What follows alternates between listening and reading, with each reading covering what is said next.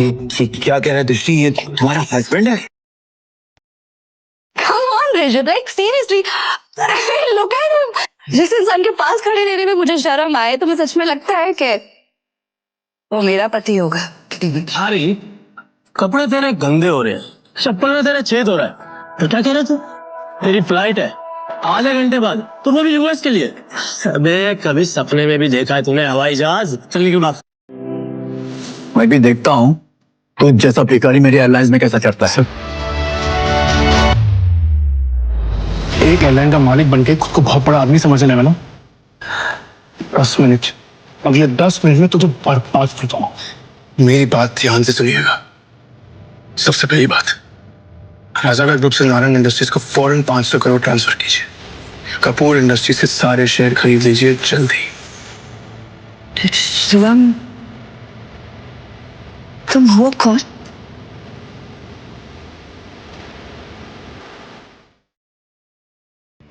Car तेजी से दिल्ली की सड़कों से होती हुई भाग रही थी।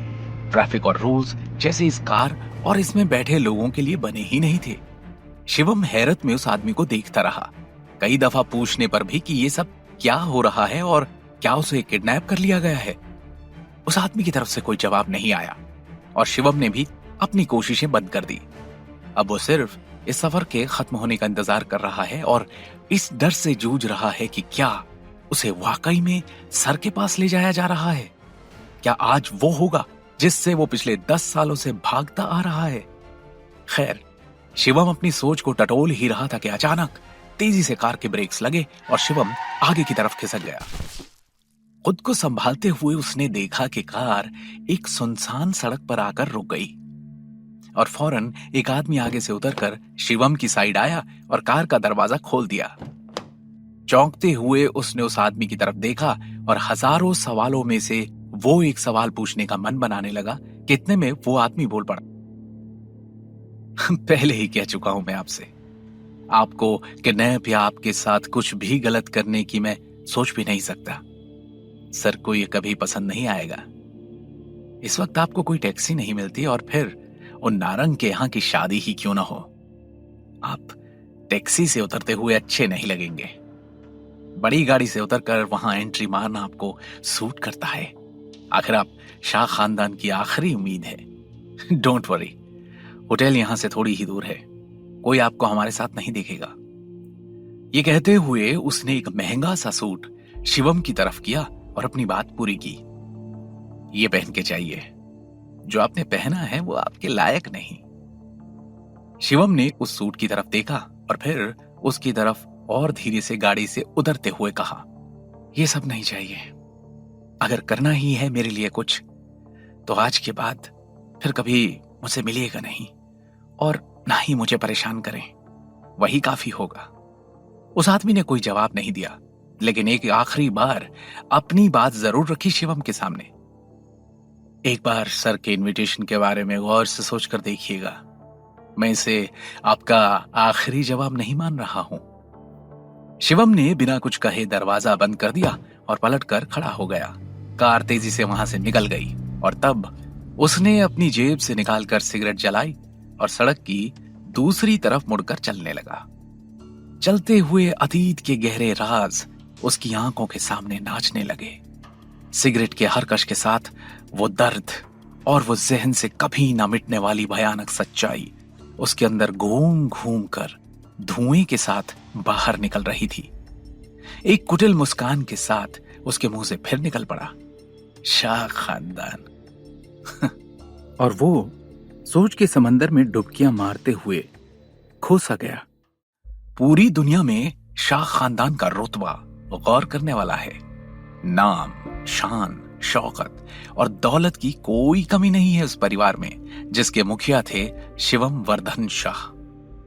गुजरात के सूरत शहर का एक छोटा सा व्यापारी जिसने दिल्ली आकर अपनी जड़ें जमाई और देखते ही देखते बिजनेस की दुनिया में राज करने लगा। और उनके घर जब उनका सबसे पहला पोता हुआ तो शोहरत की परंपरा को कायम रखने के लिए उस पोते का नाम रखा गया शिवम शाह। कहा जा सकता है कि शिवम उसी वैभव और इज्जत का हकदार बन सकता था। जन्म से ही उसकी किस्मत में एक बड़ा आदमी बनकर रुतबे से रहने की आंधी घूमनी चाहिए थी, लेकिन ऐसा कुछ नहीं हुआ। क्योंकि बात कुछ ऐसी थी कि शिवम वर्धन के दूसरे बेटे भावेश, जो शिवम के पिता भी थे, उन्हें एक दूसरी औरत अंजलि की तरफ आकर्षण हो गया। और शिवम जब महज 14 साल का था, तब भावेश ने एक साथ कई गलत फैसले ले डाले।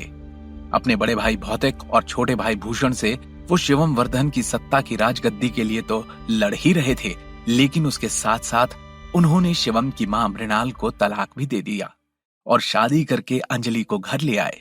मृणाल को उस तलाक से ज्यादा दुख इस बात का था कि पूरी जिंदगी उसने भावेश का साथ दिया, उसके साथ कदम से कदम मिलाकर खड़ी रही।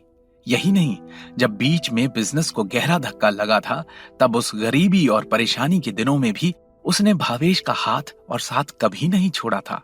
और उसी भावेश ने आज दिल्ली के एक दूसरे अमीर घराने की लड़की अंजलि के साथ उससे रिश्ता तोड़ लिया था। यूं तो मृणाल एक साधारण परिवार की लड़की थी, लेकिन इरादों की मजबूत और जिगर की एकदम पक्की थी। हारना और जिंदगी के उतार चढ़ाव से थककर उनके आगे झुक जाना जैसे उसने कभी सीखा ही नहीं था। और फिर आया वो दिन जब मृणाल ने भावेश के खिलाफ आवाज उठाई।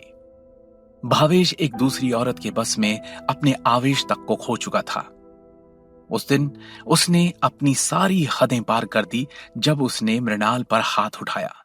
मृणाल की आवाज दबाने के लिए उसे शिवम वर्धन ने भारी रकम देने का प्रस्ताव रखा था, लेकिन स्वाभिमानी मृणाल ने बिना कुछ लिए अकेले घर छोड़ने का फैसला ले लिया। क्योंकि शिवम अपनी मां से अलग नहीं होना चाहता था, इसलिए उसने भी शाह फैमिली की सारी रुकावटों को पार कर अपनी मां के साथ शाह मेंशन छोड़ दिया था। बस तब से ही शिवम और मृणाल शाह फैमिली की नजरों से दूर एक ठीक ठाक जिंदगी गुजार रहे थे।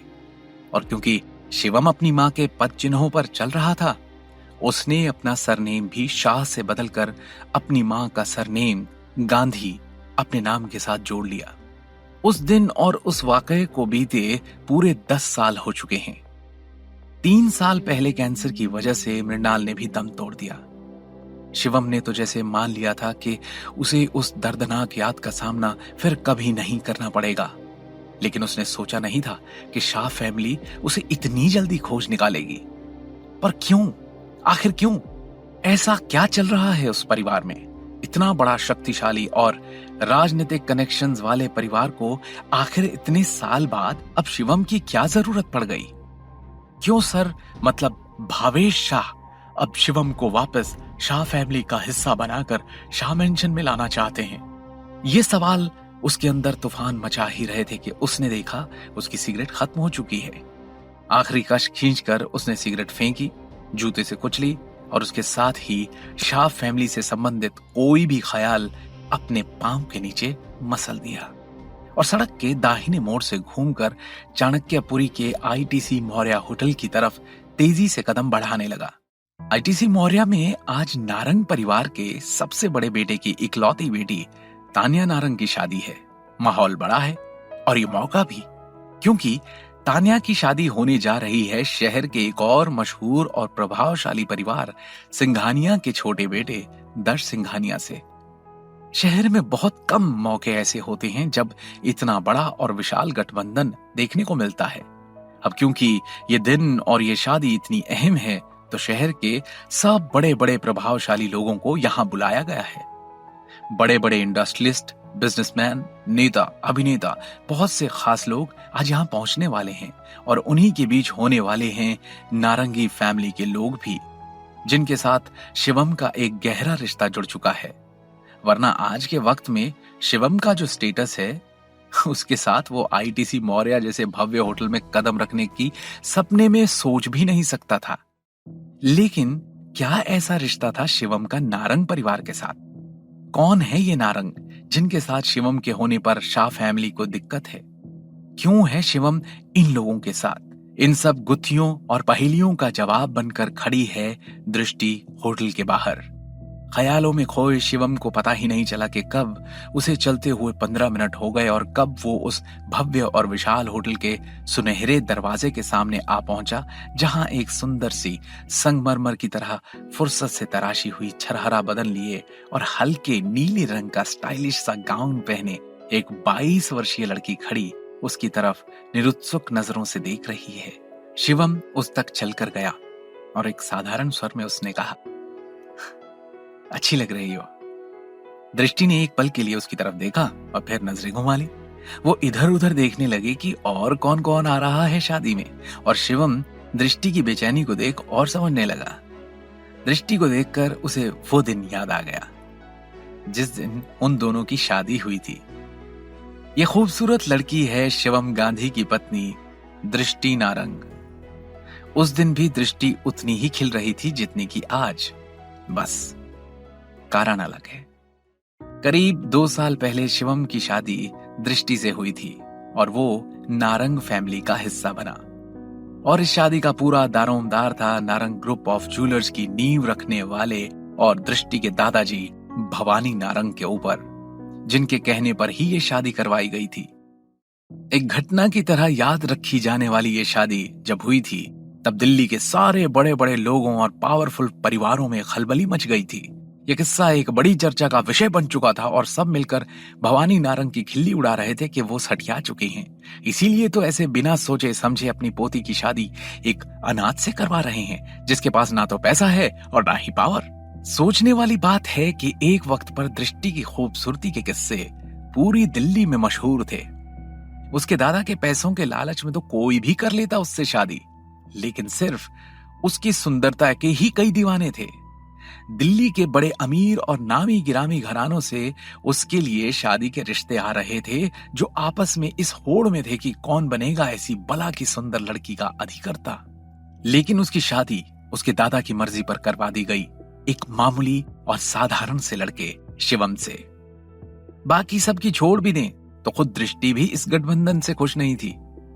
शादी के सारे रीति रिवाजों में बस वो शरीर से ही मौजूद थी, लेकिन उसका दिल और मन कभी भी इस रिश्ते को मानने के लिए राजी नहीं था।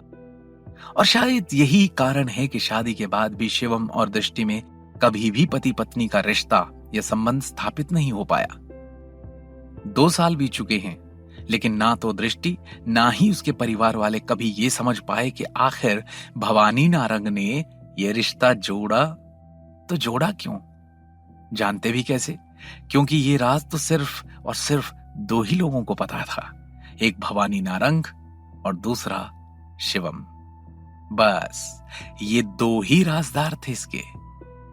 एक गहरा राज था जो कारण बना था इस जोड़ी का, और 1 साल पहले जब भवानी नारंग का स्वर्गवास हुआ, उसके बाद अब सिर्फ और सिर्फ एक ही वजह है, शिवम, जो जानता है इस रिश्ते का असली सच। दृष्टि को हमेशा ये मलाल था कि उसके दादा ने कभी नहीं बताया उसे आखिर क्यों कर दिया था उन्होंने उसकी जिंदगी का इतना बड़ा फैसला उससे पूछे और उसकी मर्जी के बिना। भवानी नारंग के जाने के बाद दृष्टि तो इन सवालों से जूझ ही रही थी, लेकिन उसके परिवार में एक बड़ी उथल पुथल मच गई थी। नारंग ग्रुप ऑफ ज्वेलर्स में बड़े सारे बदलाव जन्म लेने लगे। पावर और अधिकारों की लड़ाई में एक तूफान आया और उसमें भवानी नारंग के दूसरे बेटे और दृष्टि के पिता अखिल नारंग को कंट्रोल और पावर की कुर्सी से नीचे उतरना पड़ा। कंपनी के शेयर्स में से बाकी 2 भाइयों ने अखिल को कुछ ना देने का फैसला किया और फिर धीरे धीरे नारंग अपनी कंपनी में और बाकी दोनों भाइयों के परिवार की तुलना में अखिल के परिवार का होल्ड और प्रभाव कम होता गया। इसका कारण शिवम बिल्कुल भी नहीं था, लेकिन फिर भी दृष्टि के पिता अखिल और उसकी मां सिमी हमेशा उसे नीची नजरों से देखते थे। शिवम तो सिर्फ भवानी नारंग के जोड़े हुए रिश्ते निभा रहा था, लेकिन उसके सास ससुर उसे हमेशा नकारा समझते थे। ना उसके परिवार का पता ठिकाना था, ना ही कोई जमा पूंजी। ऐसे में वो कैसे खरा उतरता नारंग परिवार के बाकी दामादों की तुलना में?